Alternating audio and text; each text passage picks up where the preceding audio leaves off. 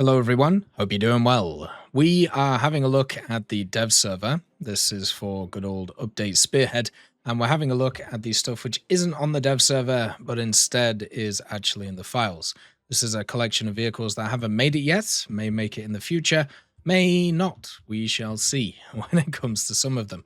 But basically, this is probably going to be the first video that you're going to see proper from the dev server. And I just want to say, just remember, all of this stuff is subject to change.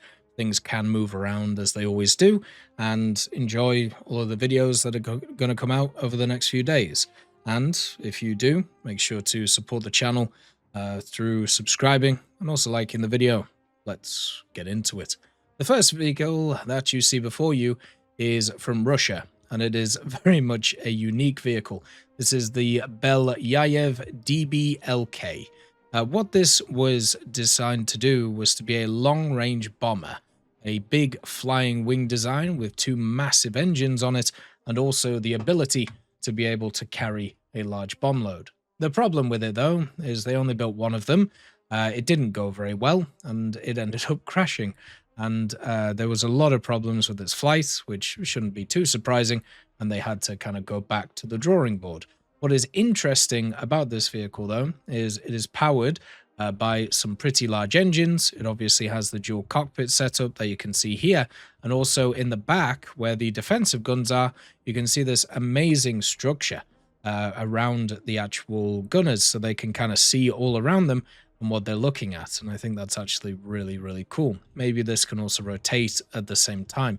Another thing to also mention about the vehicle itself is it doesn't just have a defensive armament back here, it also has access to some pretty fun fixed guns in the center of the vehicle. So just in case you wanted to offensively fight with this vehicle, you had two fixed Shikas machine guns. So basically the ones that you see on the biplanes really early on in the tech tree. You can also see the bomb mounts in the center too, and then just the general setup of it as well. So yeah, unfortunately, this flying wing idea didn't really go anywhere, but it is really interesting, and it would be another cool bomber that we could see in the game.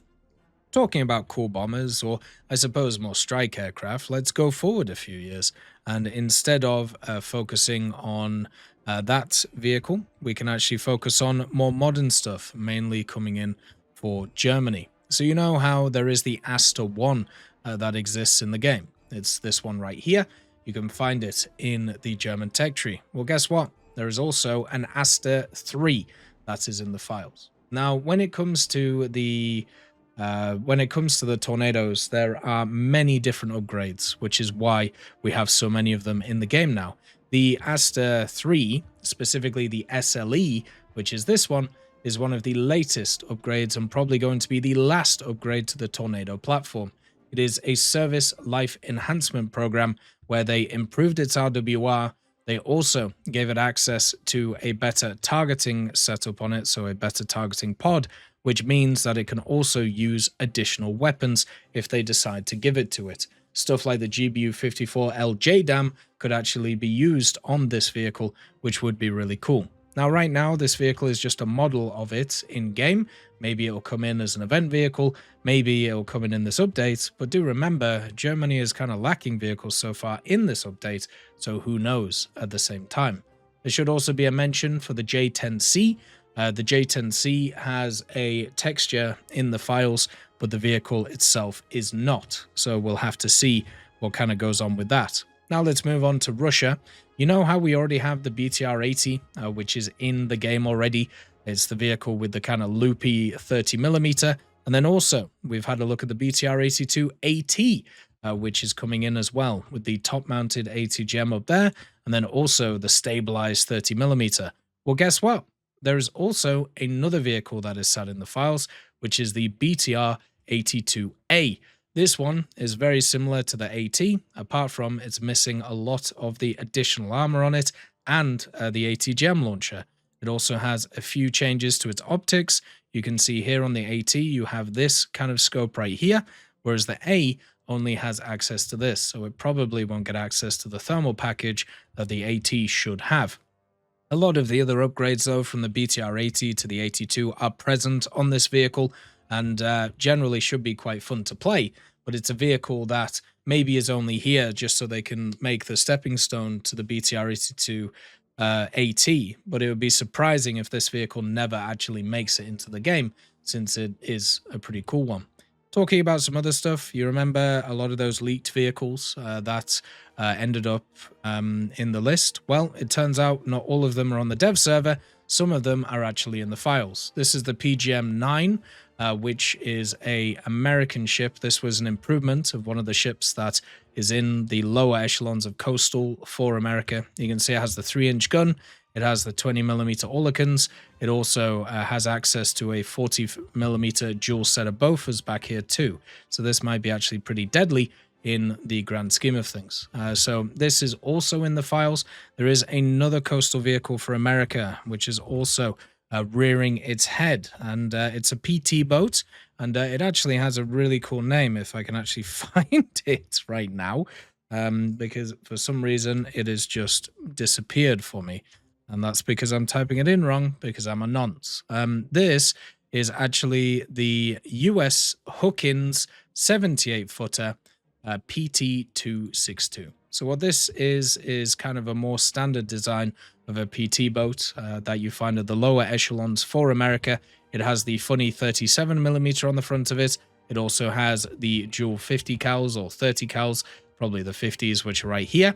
And then it has a single 40mm on the back as well. So very similar to a lot of the coastal vehicles that you see in the American tech tree. It's probably going to be a bit slower than some of them, but generally should be quite nice to see. Another vehicle that we talked about in the leaks earlier today or tomorrow or yesterday, depending on when you're watching this, is the Carry class. This is the PC-301. This is the submarine chaser, which was built by the Japanese post-World War II in the 1950s. You can see it has the dual 40mm on the front with the kind of tracking set on it. It also has the what looks like more of a hedgehog setup behind it. And then also, at the same time, you have all the depth charges on the back and also the tossers, which will come in, plus what looks like either depth charge droppers or mine droppers too. So this is also another vehicle that is kind of set here to go into the Japanese tech tree as well. There is another vehicle for Naval too. You can see that this is a very heavy naval update that they are actually bringing in now, and a huge expansion of kind of the summer update that we had. We have the Commandant Domine, which is the French vehicle that is turning in. This is a World War II vehicle that turned up. It's part of the Elan class, and what this is very much one which has some quite nice weaponry, a bit odd, but then a lot of weapons were a little bit odd for France during that time. You can see that it has some 20mm on the back, the Oerlikons. It also has what looks like some kind of 100mm turret or something similar. And then on the front of it, it looks like a Bofors or something similar to that, or maybe like a 40 or a 37 in a really interesting kind of like armor layout that I don't think we've actually seen before.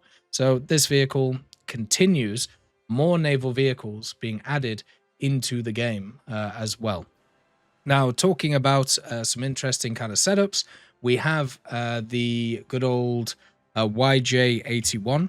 Now, you know how they're adding in the KH-59 for the Russians? It's basically an anti-ship cruise missile. Well, guess what? China also has one, which is kind of sat in the files. This one was designed to be fired out of a submarine and then basically go after other ships that are around the place. But then they decided to make a version of it that could be mounted on planes. This is the version which is mounted on planes. And basically what you have is just a really, really obnoxious kind of setup where this is going to be another long-range missile that you won't be able to do anything about. And that kind of sucks. Another thing that also didn't make it into the dev server that I just want to mention here is the Hawk 200. So this actually did make it, but what didn't is one of its armaments. It has an armament for 2 Sea Eagles, which is another anti-ship missile, which is going to be turning up for the Hawk. But unfortunately, I can't review it on the dev server because they ain't available. So I thought I'd just let you know that that is also a thing that is here. So there you go. That's all the stuff in the files that exists, at least right now. If there are any changes to the dev server or anything else, I'll let you know.